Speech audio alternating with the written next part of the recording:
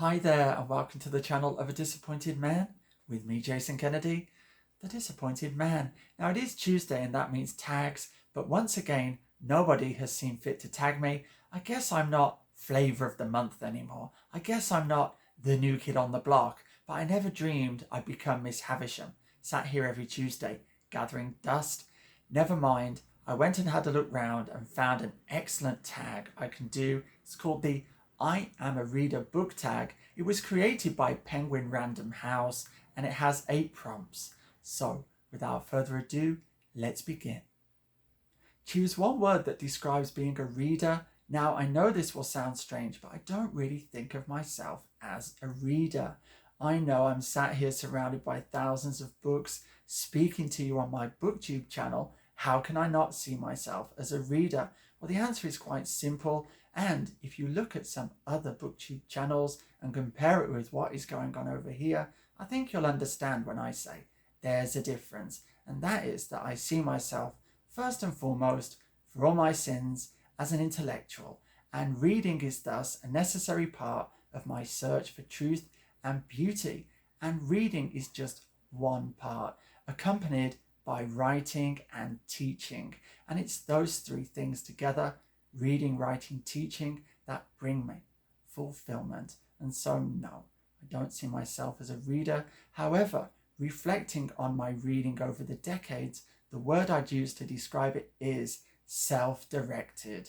It was all the product of my own efforts, going out of the house to the used bookstores, the charity shops, finding old books, bringing them home, reading them, and just seeing what grabbed me, forming my own value judgments on them and making my way through the maze or the labyrinth of literature in that fashion.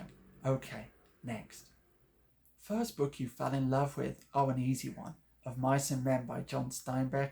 I remember it like it was yesterday. When I was 12 or 13, a friend of my mother's bought a country house. They were going to open a riding school, which they duly did. But in the outbuildings, they found lots of boxes full of old books, and knowing that I had a passion for reading, they brought some of these boxes over to the house and dropped them off. And for a while, they were just in a cubby hole under the stairs until I opened them and had a look inside. And I still remember this battered hardback without a dust jacket that I opened up and began reading one day, and there it was. John Steinbeck's Of Mice and Men. It was the first reading experience that produced a real effect on me.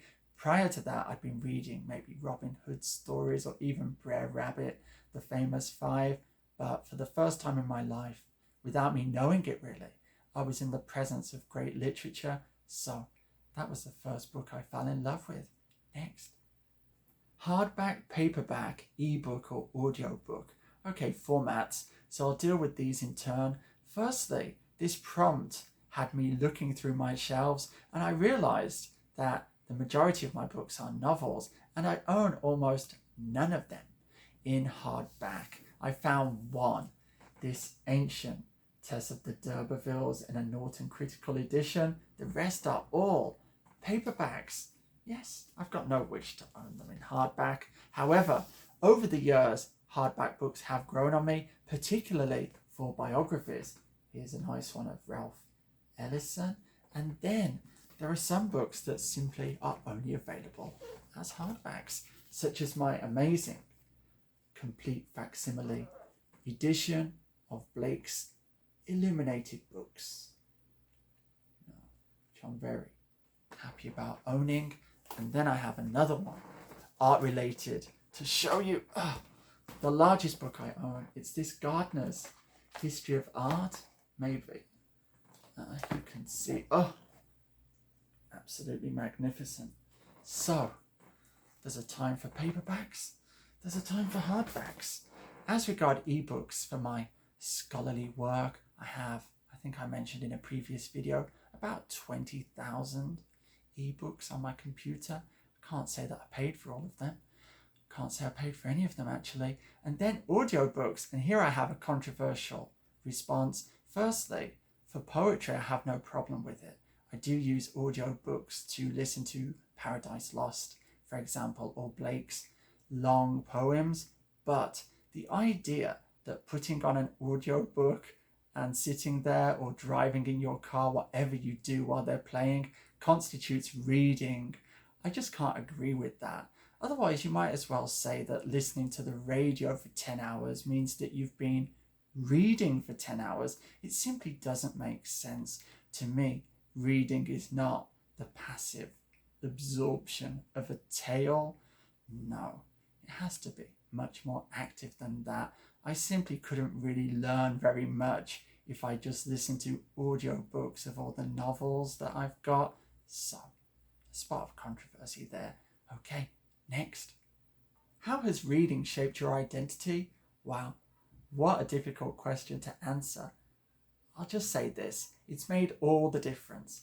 All the difference in the world, the environment I grew up in, not just my family, but the village and the town, was not conducive to producing a civilized human being, to producing the kind of person I've realized as I've grown older that I always wanted to be. I'm still a work in progress.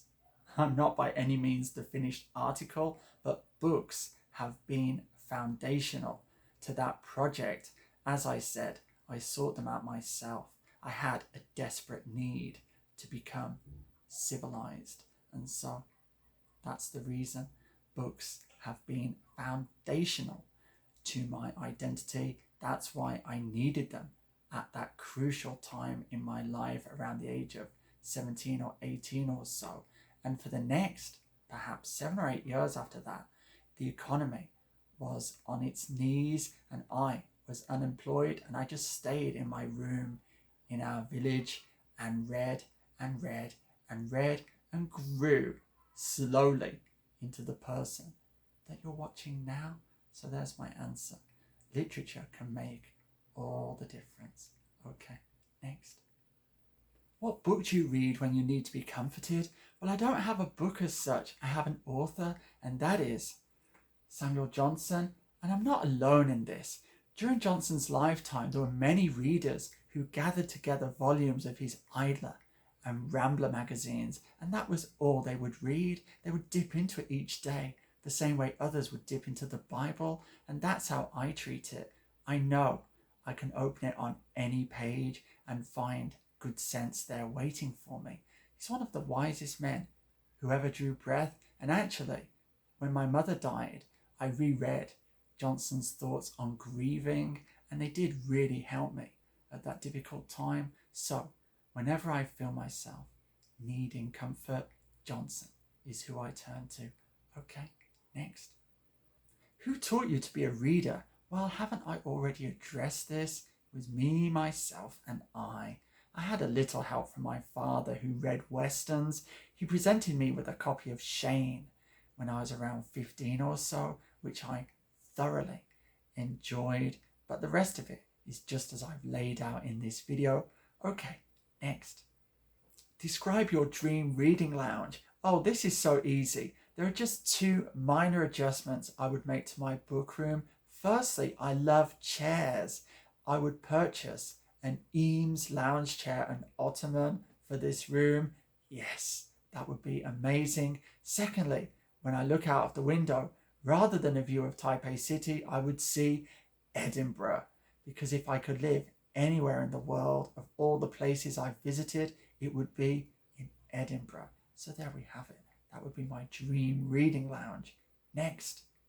What book changed the way you act or see the world? I'm going to choose writers rather than books. I use the plural because there are 3. The first of them exerted the greatest influence over my life, and that is William Burroughs. He's The Naked Lunch. I haven't really spoken about him much on the channel. You'll see all of my Burroughs and Beat books in the next installment of my Grand Bookshelf tour, but it was Burroughs who awakened my interest in Mayan culture and led me to ultimately live for 5 years in a Mayan village in the highlands of Guatemala, and I reread most of his novels while sitting among various Mayan ruins in the Yucatan Peninsula and in Guatemala. Not many people can say that, can they?